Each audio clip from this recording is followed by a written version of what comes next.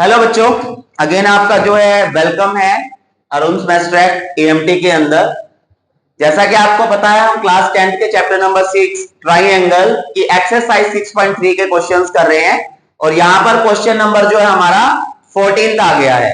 14th question बच्चों most important question है exam के लिहाज से भी, बोर्ड के लिहाज से भी और जो आपके प्री बोर्ड्स होने वाले हैं उसके लिहाज से भी।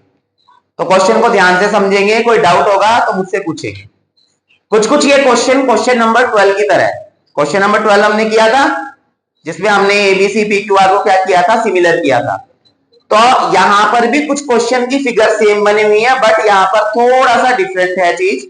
तो किस तरीके से, सबसे पहले हमें गिवन लिखना है। यहां जो हम गिवन लिखेंगे ध्यान से देखिएगा, हमें क्वेश्चन में दिया गया है in triangle A B C and triangle P Q R. आपके सामने दो ट्राइंगल बने हैं A B C and triangle P Q R. इन दोनों ट्राइंगल के अंदर जो इनकी साइड्स है उनके रेशियोज हमें इक्वल गिवन है। जैसे A B upon P Q, देखिए मैंने एक सिंगल डैश बनाया सिंगल के साथ, तो means A B P Q के साथ क्या है, रेशियो में है। A B upon P Q equal है डबल वाला डबल के साथ A C upon P R and last AD upon PM, AD upon PM. ये क्वेश्चन के अंदर गिवन है। इसके बाद जो है आपको जो प्रूव करना है इस क्वेश्चन में, आपको क्वेश्चन के अंदर प्रूव करना है कि ए बी सी जो बड़े वाला ट्राइंगल है वो पी क्यू आर इस बड़े वाले ट्राइंगल के साथ सिमिलर है। ये आपको प्रूव करके दिखाना है।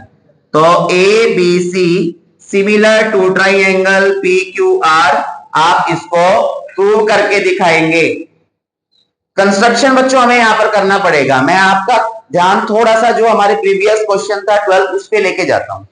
देखो मेरे पास एबीसी है, मेरे पास पीक्यूआर है, इसकी टू साइड्स के रेशियो इक्वल है, ये अपॉन ये इक्वल, ये अपॉन ये इक्वल है।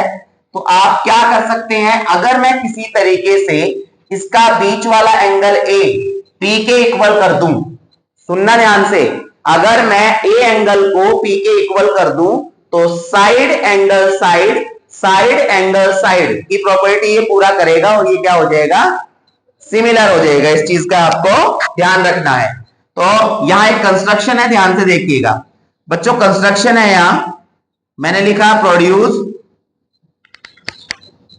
किया एडी को, एडी 2.s, एडी को एस तक बढ़ाया। तो कंस्ट्रक्शन हमेशा डॉटेड लाइन में होता है, इस चीज का ध्यान रखना। कंस्ट्रक्शन की जो लाइन होती है वो हमेशा डॉटेड होती है, इसलिए मैंने ये आपका लिख दिया। एंड और हमने पीएम को बेटा आगे प्रोड्यूस किया टी पॉइंट तक, तो यहां लिख देंगे पीएम 2.p।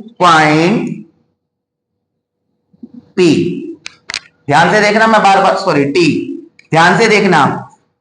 देन ज्वाइन, या यहां पर एक चीज और लिखनी है, वेयर, जहां जो AD है वो DS के बराबर है, AD इक्वल है DS एंड जो PM है बच्चों वो MT के बराबर है, PM इक्वल है MT। ये क्वेश्चन में मेरे को गिवन है। उसके बाद देन ज्वाइन, आपको ज्वाइन कर देना है S to C, यानी S को C से मिला देना है, S to C, और ऐसे ही आपको T पॉइंट को R से ज्वाइन कर देना है, यानी कि T to R। ये हमारा कंस्ट्रक्शन था, समझ आ गया। जो AD था उतना ही मैंने प्रोड्यूस किया, उतना ही आगे बढ़ाया DS का। जितना PM था उतना ही मैंने इसको आगे बढ़ाया बच्चों, कहां तक, T पॉइंट तक। उसके बाद मैंने S पॉइंट को C से ज्वाइन कर दिया और T पॉइंट को R से ज्वाइन कर दिया। क्लियर, करना स्टार्ट करते हैं आगे। अब हम इसको आगे सोल्व करेंगे, ध्यान से देखिएगा। सॉल्यूशन, यहां बेटा आपको एक ट्राइंगल दिखाई दे रहा है ADB, ADB, ओके। और दूसरा ट्राइंगल जो है यहां पर आपको दिखाई दे रहा है CDS, ADB एंड CDS।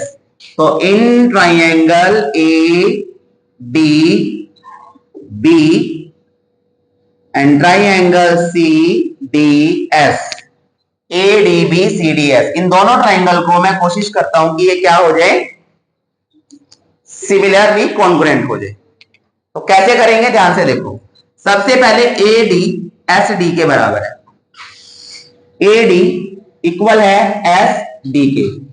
क्यों इक्वल है, बाय कंस्ट्रक्शन बता देता हूं मैं। ए डी के बराबर ही मैंने डीएस को खींचा है या एस डी को खींचा है, इसलिए ये साइड इसके बराबर है।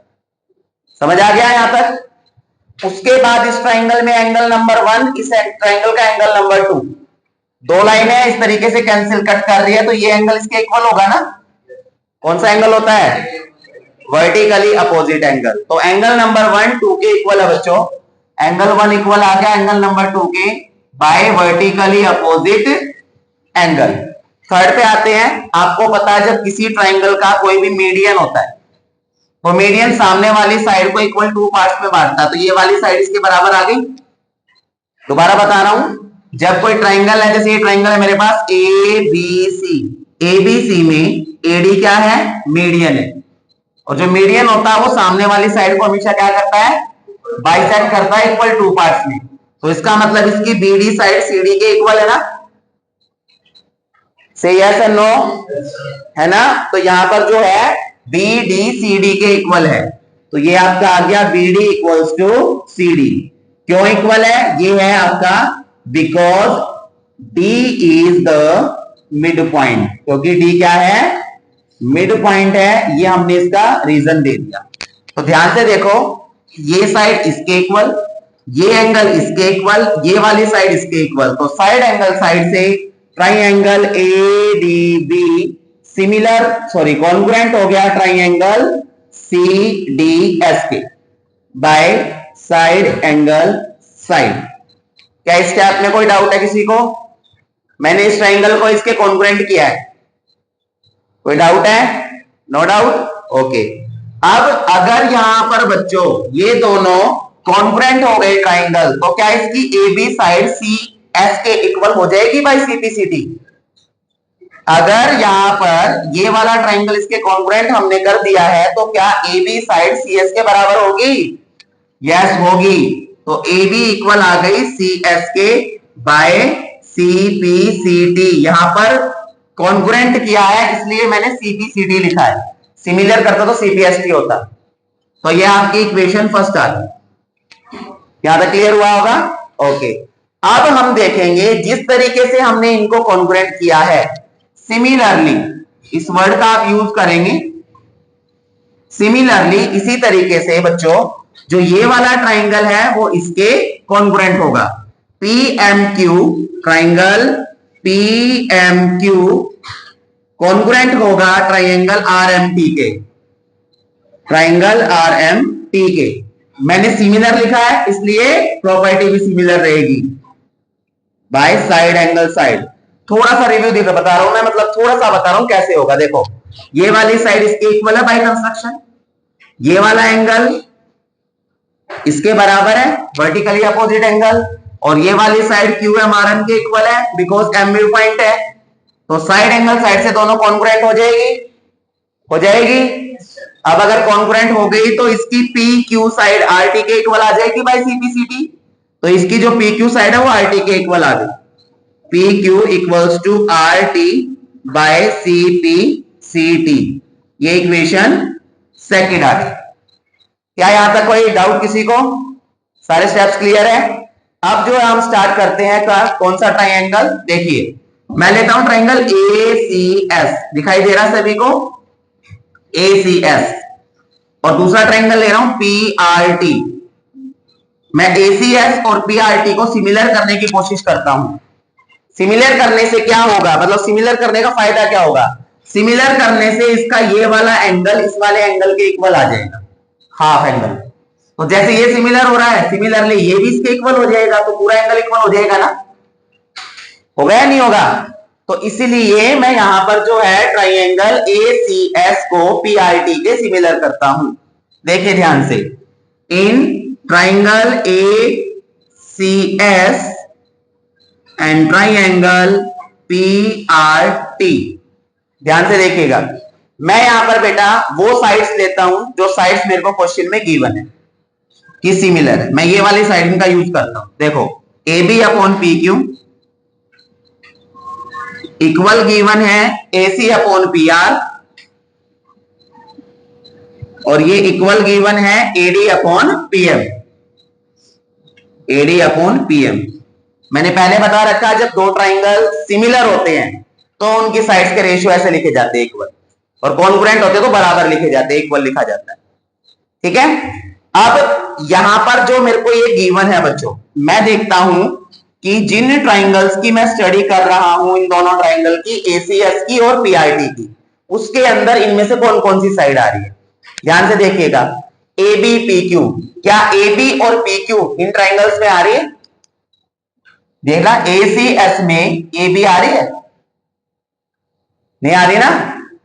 क्या पी आर टी ट्राइंगल में पी क्यू साइड आ रही है? नहीं आ रही है।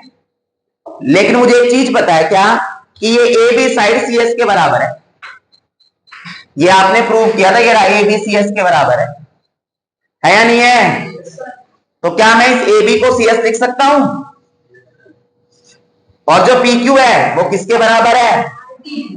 आर टी के बराबर है। तो क्या मैं इस पी क्यू को आर टी लिख सकता हूं? लिख सकता हूं। तो यहां पर सी एस और आर टी, अब चेक करना, सी एस इस ट्रायंगल में आ रही है, एसीएस में सी एस आ रही है ना, और पी आर टी के अंदर क्या आर टी आ रही है? एक साइड हो गई इक्वल, ओके। अब मैंने देखा एसी, तो ध्यान से देखिए, एसी पी आर, तो क्या एसी एसीएस में आ रही है? यस आ रही है। क्या P R side P R T triangle के अंदर आ रही है? तो इनको तो चेंज करने की जरूरत ही नहीं है, तो मैंने इनको लिख दिया same, A C upon P are, A C upon P are. Third देखिए, एडी, सामने फिगर पे ध्यान देंगे, क्या एडी साइड एसीएस में आ रही है कंप्लीट? एडी नहीं आ रही है बच्चों, एडी कंप्लीट साइड नहीं है, कंप्लीट साइड है एएस, एसीएस ट्राइंगल के अंदर कंप्लीट साइड है एएस, है या नहीं है? और आपको ये भी पता है कि एडी और डीएस बराबर है, तो अगर मैं एडी को डबल कर दूं, एडी को डबल कर दूं, एक ये और एक ये, तो एएस बनेगी ना? बनेगी या नहीं बनेगी? तो मैंने यहां पर क्या किया, मैंने यहां पर एडी को भी डबल कर दिया, अब इसको डबल किया तो इसको भी डबल करना पड़ेगा, बिकॉज जो चेंज होगा दोनों तरफ होगा। आपने जो ये चेंजमेंट किया है इसका रीजन देना पड़ेगा, इसलिए यहां पे लिख देना है कि भाई साहब हमने इसको इक्वेशन नंबर 1 और इक्वेशन नंबर 2 में प्रूव किया था, इसलिए हमने ए बी को सी एस, पी क्यू को आर टी लिख दिया। यहां तक समझ आ गया? अब सी एस को और आर टी को सेम लिखा बिकॉज ये साइड आ रही है, ए सी को पी आर को सेम लिखा बिकॉज ये भी साइड आ रही है, और मैंने जब एडी का डबल किया तो ए एस बन गया, और जब मैंने पीएम का डबल किया तो पी टी बन गया। अब ध्यान से इन तीनों साइड्स को देखना कि जो ट्राइंगल मैं सिमिलर करना चाह रहा हूं, क्या उसकी तीनों साइड हमका रेशियो हमने इक्वल कर दिया? देखिए, C S upon R T एक side, A C upon P R दूसरी side, and A S upon P T third side. Figure से मैच करो, सी एस आर टी के रेशियो में, ए सी पी आर के ratio में, और ये ए एस पूरी पी टी के रेशियो में हमने बराबर कर दी। और जब कभी भी किन्हीं दो ट्राइंगल्स के अंदर तीनों साइड का रेशियो इक्वल आ जाता है तो इसका मतलब वो साइड से क्या हो गया? सिमिलर हो गया। क्या हो गया? सिमिलर हो गया। तो यहां पर ट्राइंगल ए सी एस आपने सिमिलर कर दिया ट्राइंगल पी आर टी के बाय साइड साइड। अब बच्चों इसको सिमिलर करने का फायदा ये हुआ कि जैसे हमने इनको सिमिलर किया तो इसका जो ये वाला एंगल है, इस एंगल का नाम दिया मैंने 3 और इस वाले एंगल का मैंने नाम दिया 4। तो बाय सीपीएसटी इस ट्राइंगल का 3 एंगल इस ट्राइंगल के 4 एंगल के इक्वल आ गया। आया नहीं आया? तो यहां पर हम करना स्टार्ट करेंगे। जो एंगल नंबर 3 है वो एंगल नंबर 4 के आ गया बाय CPST। सिमिलर हुए थे इसलिए CPST यूज किया। समझ आ गया यहां तक। इसके बाद जो है हम इसको इक्वेशन थर्ड बना देते हैं और इस वाले को सिमिलर लिख के जो ये वाला एंगल है बच्चों वो इसके इक्वल कर देंगे 5 एंगल 6 के। तो यहां पर हम लिख देंगे सिमिलरली जो एंगल नंबर 5 है वो 6 के इक्वल आ जाएगा बाय CPST और इसको मैंने इक्वेशन 4 बना दिया। हो गया यहां तक समझ आ गया। क्योंकि जब आप एक बार एक स्टेप कर लेते हैं तो सिमिलरली वर्ड का यूज करके इसको दोबारा नहीं करना पड़ता, प्रॉपर्टी आप शो कर सकते हो और इसमें तो सेम प्रॉपर्टी यूज हो रही है।